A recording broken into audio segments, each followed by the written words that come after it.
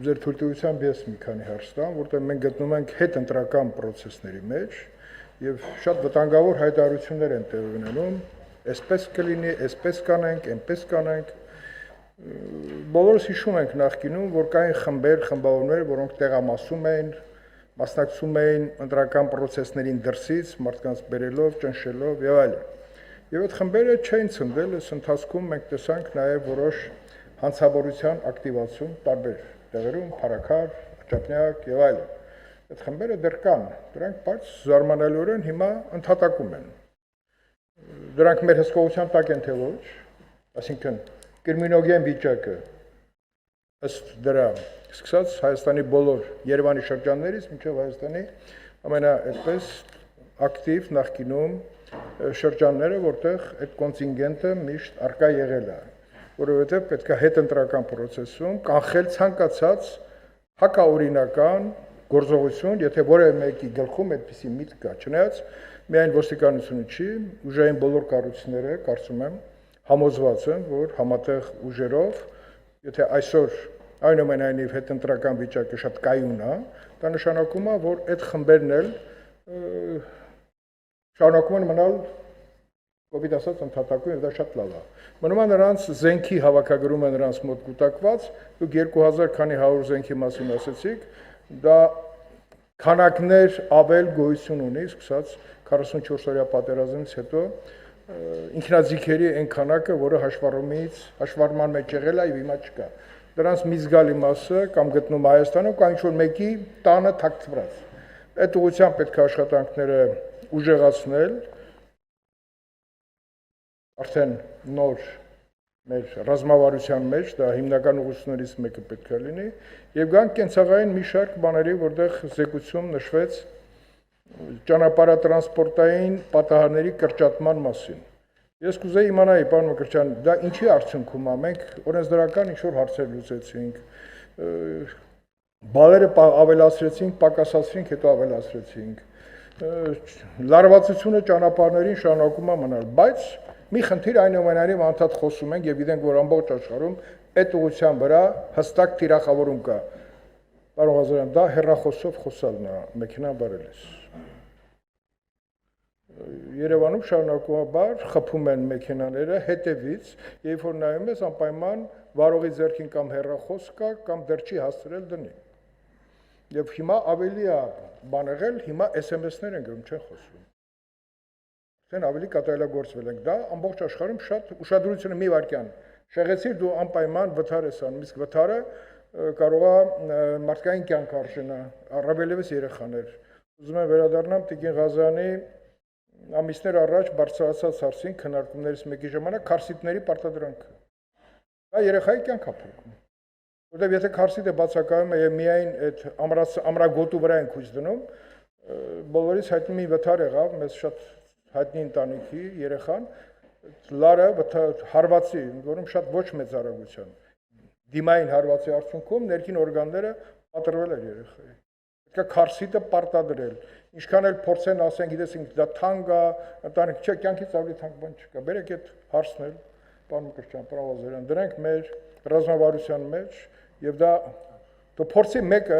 Եվրոպա բոլորդ էլ գնում եք, տեսնի, որ երեխան առանց քարսի տաքսի նստի կամ մեքենա նստի։ Գնդակարությանը հավասար բան է։ Չի կարող դες բան լինի։ Տեղամասերը ասեցի, ընդհանուր առմամբ այս թվում է կենցաղային թեթև հարցեր են, բայց մենք մատերիալանքով եկեք չնայենք, եկեք սա անենք։ Քաղաքացիությունը իհարկե շատ կարևոր է, նաև զորակոչի հետ կապված, մենք պետք է կանխենք արդեն քաղաքացիությունից հրաժարվելու եւ հեշտ ուրեմն վերականգնելու այդ ինստիտուտը չէ, մեր երկիրը, չգիտես, ինչ որ աշխարհի միտեղ եթե պատերազմ է լինում, մեր Հայաստանի քաղաքացիության համար հերթ են կանգնում։ Լիքը մարդիկ, ոչ մեր ազգության։ Ինչքան է թվերը ավելի շատ չէ։ Գալիս են այստեղ, որտեղ պարզվում է, որ խաղաղությունը նաև գրավիչ է մարդկանց այդ տարածքում գտնվելու համար։ Պարզվեց նաև ընտրությունները կարա գրավիչ լինի, այսպես շարան-շարան գալիս են եւ շարան-շարան գնում են եւ նեղվում են, որ պետության նկատմամբ կա պարտավորություն նաև մասնակցել մեր երկրի պաշտպանությանը եւ սկսում է այսպես աղմուկ։ Ինչպես կարելի է ծանուցումներ տալ, մասնակցել Պահեստազորի ձևավորմանը 25 օրյա հավաքների տեսքով։ Վերջերս էլ ընդդիմադիր գործ մեր հանձնաժողովի անդամներից մեկի հիշատակեց դիմադրության շարժման ժամանակ այն հայտնի բանը, որ ես հնչեցրել էի, որ սահմանների պաշտպանությանը մենք հենց այդ բիլագով մարզված տղաների կարիք ունենք, հատուկ նշանակության ստորաբաժանումներում, մյուս օրը բոլորը անհետացան։ Եվ դա արդյունք էր, որ անկեղծություն չկար այդ հարցերի շուրջ մեր պետական մոտեցումներին առնչություն ունենալը։ Պարոն Ղազարյան, դրանք շատ կարևոր հարցեր են եւ մեր ռազմավարությունների մեջ դա հաշվի կառնենք։ Պարոն Մկրտչյան, քարսիտ, հեռախոս, նաեւ հարց բարձրացվեց հայտիկնա գլդորները։ Անկանոն, արդեն 2 հոգով, այն որ տեսա 3 հոգով երեխա էր գիրկը, երբ ամուսիններով երեխան էլ գիրկը։ Դա չի լինի։ Մենք նախ չունենք նշված ճանապարհային հատվածներ։ Դա ոնց դիարի, դա ամբողջական ծրագիր պետք է լինի։ Մտնում են ճանապարհի մեջ, արագությունը կարանք սահմանափակենք, իշան գիտեմ 30 կմ/ժ սա բանը, առավելը թե 20-ներ։ Այդ արագությունը, բայց ինքը անկանոն շարժվում է ոնց ցանկանա։ Այդտեղ էլ խնդիր ունենք։ Իսկ ընդհանուր առմամբ, եթե ամբողջացնեմ խոսքս, հատկապես ընդդիմության բացակայությունը ինձ հուշում է, որ ոստիկանությունը նաև ընտրությունների ընթացքում լավ է իր պարտականությունը կատարել, եւ ոչ միայն ոստիկանությունը։ Եվ դա է բանը, որ հարցեր չկան, որ գանց էս հարցեր տան։ Դե հարցերը տան ընտրությունների հետ կապված չէ։ Տեղամասերը, հերթերը եթե եղել են, միայն տեղամասին դրսում, որ sense ինչ-որ ախպերությունը կանգնած ասել, դուք եթե sense չկա դες բան։ Շնորհակալ խնդիրալուց խնդրեմ։ Շնորհակալ եմ, պարոն Քոչարյան, կարևոր հարցերի եւ ընդգծումների համար։ Ես կարծում եմ եւ կրկին անգամ կասեմ, որ տեղ են ունեցել ազատ, արդար եւ թափանցիկ ընտրություններ եւ այդ իմաստով ես կարծում եմ, որ առիթներ էլ, այսպես ասած, յետընտրական զարգացումների պետք է որ չլինեն, բայց այդուհանդերձ ցանկացած զարգացում, որը կուղեկցվի իրավախախտումով կամ առավել եւս հանցավոր վարքագծով, իրավապահ համակարգը շատ հստակ եւ խիստ արձագանք կտա, քանի որ 24-ժամյա ուրեմն ռեժիմով իրավապահ համակարգը աշխատում է եւ նախընտրական եւ ընտրության օրը եւ բնականաբար հետընտրական ժամանակահատվածում եւս։ Ճիշտ եք ասում, որ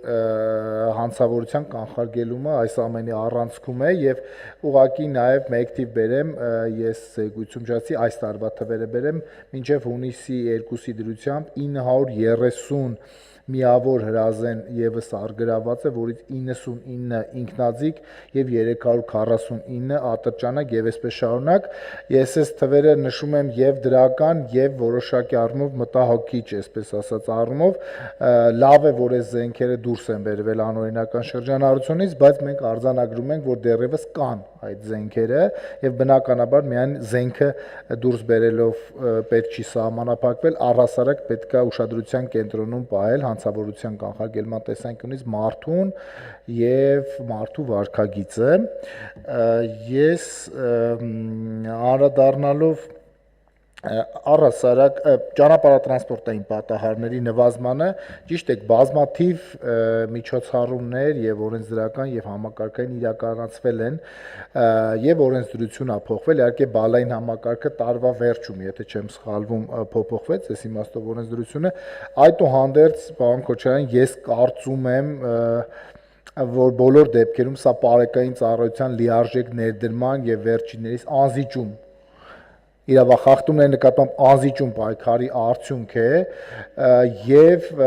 ոչ թափ վարորդներին, այսպես ասած, երթևեկությունից դուրս բերելու եւ մյուս իրավախախտումների նկատմամբ եւս ուրեմն անզիջում կեցված եւ դիրքորոշում եւ վարկագիծ դրսեւորելով մենք հաջողել ենք եւ ունեցել ենք այս արդյունքները, բայց այդուհանդերձ եւ օրենսդրական եւ ինստիտուցիոնալ եւ վարչարարության անելը կարծում եմ այս իմաստով բավարար եւ հիմնարար չի, հիմնարարը այդտեղ քաղաքացու կրթությունն է եւ քաղաքացու անվտանգային մշակույթ կրելն է եւ ուզում եմ նաեւ ուրախությամբ հայտնել, որ կրթության, գիտության, մշակույթի եւ սպորտի նախարարության հետ համատեղ մենք նախաձեռնել ենք մի ծրագիր, որով այս տարվա սեպտեմբերի 1-ից ավագ դպրոցներում կսկսեն դասավանդվել ճանապարհային երթևեկության անվտանգության վերաբերյալ ուրեմն դասեր, ծրագրեր, արդեն ասեմ, որ կրթական մոդուլը պատրաստ է, համատեղ մեր մասնագետները աշխատել են, մենք նաև հայտարարությամբ ենք հանդես եկել եւ ուրեմն սեպտեմբերի 1-ից մենք կսկսենք արդեն ավագ դպրոցներում այդպիսի դասընթացներ կազմակերպել։ Նաև մի քանի թիվ ուղղակի ասեմ քարսիտների հետ կապված, այս տարի մենք շուրջ 5500 նման վարչական արձանագրություն կազմել ենք, ասեմ, որ անցած տարվա համեմատ մենք կրկնակի ավել ենք կազմել քարսիտ չունենալու դեպքերը, այսինքն վարչարարությունը խստացվել է, բայց ելի պետքա կրկնվեմ, եթե այն իրավախախտումներն են, որ իրականում մարդու գիտակցության մեջ, որպես դա պետքա տպվի, որ սա ոչ թե սա իր կյանքի կամ իր ամենամտերիմ հարազատի երեխայի, հա, կյանքի եւ առողջության հետ կապ ունի եւ ճիշտ եք ասում, հեռախոսով խոսելը կամ առավել եւս տեքստեր գրելը ինքը շատ վտանգավոր երևույթ է եւ մյուս իրավախախտումների հետ զուգորդվելով, օրինակ արագության հետ զուգորդվելով ինքը կարա դառնա ճակատագրական։ Եթե մենակ արագությունը կարծես թե ինքը որպես մեկ իրավախախտում կարող է օրինակ մահվան չհանգեցներ, սա եւս կարծում եմ էլի անվտանգային մշակույթի հարց է, բայց այս առումով ասեմ, որ մենք առաջիկայում կսկսենք նաեւ տրանսպորտային միջոցի ներսում արձանագրել վարչական իրավախախտումը, այն է հեռախոսը եւ ունենք համապատասխան հիմա տեխնիկապես հագեցված բարեկային, այսպես տրանսպորտային միջոց, որը կգործարկենք, կարծում եմ այս տարի, որը 360 աստիճան նկարահանելու է տրանսպորտային միջոցները եւ ասեմ նաեւ որ 19000 հեռախոս օգտագործելու ուրեմն դեպքեր են արձանագրել, անցած տարի շուրջ 40000 նման դեպք են ունեցել, բայց մենք այս դեպքերը հակ ունենանք, եթե մենք սրա արմատներին, այսպես ասած, չկպնենք եւ մարդկանց մոտ չձևավորենք համապատասխան անվտանգային գրպանին շատ էժան է, գրպանին որ կպնեք, ոնց որ ամբողջ աշխարհում կարծում եմ, այո, գրպանին էլ կարելի առանց կոմպրոմիսի, այստեղ կոմպրոմիս չի կարա լինի։ Պարոն Մկրտչ Ղազարյան, դուք բան եք ասելու։ Պարոն Քոչարյան, զուտ որ վիճակագրության հարցն էիք ասում, քաղաքացիության հետ կապված դուրս բերեցի շնորհումների մասով 2014-ից 21 թվականներին տարեկան միջինում մեր շնորհումների դիմումը մոտավորապես 10000 էր, 22 թվականին Հայաստանի քաղաքացիություն ստանալու համար դիմել է 25515 անձ, 23-ին 19185, 24-ին 21437 եւ 2025 թվականին պատմական ռեկորդը 32891 դիմում ենք ունեցել քաղաքացիություն ստանալու համար եւ շնորհվել է Հանրապետության նախագահի հրամանագրով 25670 անձի։ Զուտ թե ինչ տեմպերով է աճում քաղաքացիության հանդեպ հետաքրքրությունը։ Մի հետ կապ ունի։ Ակնհայտորեն 2022 թվականից դինամիկան աճողական է։ Ես կարծում եմ, որ այդտեղ մենք անելիք ունենք, որտեղ ինչքան բարձրանում է ցանկությունը մեր երկրում քաղաքացիություն ստանալու, այնքան մենք պետք է այդ քաղաքացիների հետ մեր հարաբերությունները դնենք իրավական շատ ավելի լուրջ հիմքերի վրա եւ քաղաքացիությունից հրաժարվելն էլ պետք է դնենք շատ ավելի ֆիլտրված լուրջ հիմքերի վրա։ Հարգելի գործընկերներ,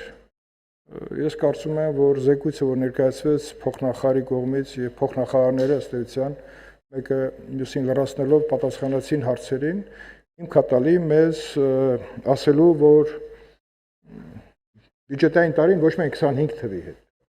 ընդհանրապես 18 թվից սկսած ինք անդադ բերել է բարեփոխումների, մենք հիմա չենք հիշում 18-ին ինչ են կարել, 19-ին ինչ են կարել, 20-ին ինչ են կարել, այդ պատերազմյան շրջանում ինչի միջով ենք անցել, բայց այսօրվա տրամաբանությունը մեզ հուշում է, որ շարունակականությունը բարեփոխումների, այդ բարեկային ծառայության մասին ասեցիք, այդ ծառայությունը ստեղծվել է ու ինքը լավն է, պետք է ինքը անդադ դինամիկ զարգացման բոլոր փաթեթները լավացնելու, բնակարանների մասին խոսեցիք, բնակարանների հատկացման հնարավորությունների մասին խոսեցին, գրավչության, նաև կադրային քաղաքականության էֆեկտիվ իրականացման համար շատ լավ օրենքներ ընդունեցինք այս տարի եւ դա հնարավորություն է տալու մեր կադրային բազան ավելի լավացնելու եւ գնալ առաջ։ Այս լավատեսությամբ կարծում եմ, որ ներքին գործերի նախարարությունը ավարտեց իր զեկույցը, հարցեր չկան եւ նորից նշում եմ, որ Մենք խաղաղ ընտրություն ենք անցկացրել եւ հերթական լավ ընտրություն է եւ որևէ մեկին թույլ չենք տալու փչացնի այդ միջավայրը, որովհետեւ ցանկություն հաստատ կա ինչ որ տեղում մշակված։ Մեծ կարող է խոսեմ, բայց եթե ինքը խաղաղության ձգտող հասարակությունը իր քվեն արդեն կողմնորոշվել է, ոչ մի ուժ չի կարա կանգնի այդ կամքի դեմ։ Այնպես որ մնում է ուշադիր լինել եւ մեր ուժային կառույցները եւ ոչ միայն ներքին գործերը համատեղ ջանքերով, ես չեմ ասում բան լինի, որտեղ երբ որ մեր երկիրը համարվում է իրականում ամենախաղաղ իրիկունը, ծնող ենք, մեր աղջիկներին հանգիստ թողում ենք, որպեսզի երեկոյան դուրս գան իրենց ընկերներից եւ վերադառնան առանց մտահոգությունների։ Շատ դրանով կարելի է հպարտանալ, մնում է այդ կրակելու գործիքներն են մի քիչ։ Մի օրինակ էլ ասեմ, դա էլ ասեք, 90-ականների 94-95 թվականների զենքի խնդրեմ կար, բայց այն ժամանակվա իշխանությունները պարոն Ղազարյան գտան մի լուծում եւս։ Զենքը փորձեցին գնեն թաքցրածների։ Դա մեխանիզմ է, մի հատ մտածեք։ Այսինքն որ թաքցրել է զենքը, պետությունը ասում է, եթե բերես հանձնես, համ հետապնդումից եթե բռնվես բանա, ոչ թե բռնվելու պահին բերես, դա ասալ չէ։ Մեր պետությունը կառնի ինչ որ գնով։ Դա է մեխանիզմ, թող անվտանգից դուրս գան, չեմ ասում էլի օրենքներ գիտեմ, որ մշակվում են, որպեսզի ընդհանրապես այդ փաթեթը լինի ամբողջական։ Հավանիչ տեսանյութը եւ բաժանորդագրվիչ նորությունները բաց չթողնելու համար։